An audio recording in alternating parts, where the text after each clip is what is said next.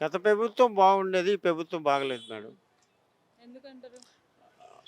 గత ప్రభుత్వం ఇప్పుడు ఫ్రీ బస్సులేసి ఆడోళ్ళు తన్నుకుంటున్నారు. గొడవలవుతున్నాయి. చాలా చాలా జరుగుతున్నాయి. మీరే చూస్తున్నారుగా ప్రతిరోజు న్యూస్‌లో. ప్రతిరోజు తొక్కులాటని అదని. ఇంతకుముందు ఫ్రీ బస్సుల్లో ఏమీ లేవు. ఫ్రీగా ఎవరు టికెట్ పెట్టి, ఎవరు డబ్బులు పెట్టి వాళ్ళు వెళ్ళిపోయేవాళ్ళు.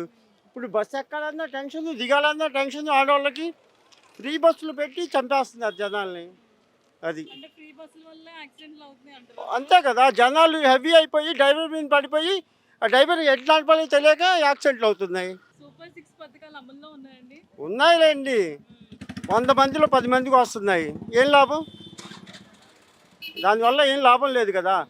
అప్పుడు 100 మందిలో 80 మందికొచ్చాయి. ఇప్పుడు 10 మందికి వస్తున్నాయి. ఏం లాభం లేదు కదా దానివల్ల. రాష్ట్రంలో లా అండ్ ఆర్డర్ మహిళలకి రక్షణ కల్పిస్తుందంటారా ప్రభుత్వం? అది పర్వాలేదండి. ఇప్పుడు నెక్స్ట్ వచ్చే ప్రభుత్వం జగన్ ప్రభుత్వం వస్తుందని జగన్ పదే రొ పదే చెప్తున్నారు. దాని గురించి 2029లో జగన్ ప్రభుత్వమే వస్తదండి కంపల్సరీ అది.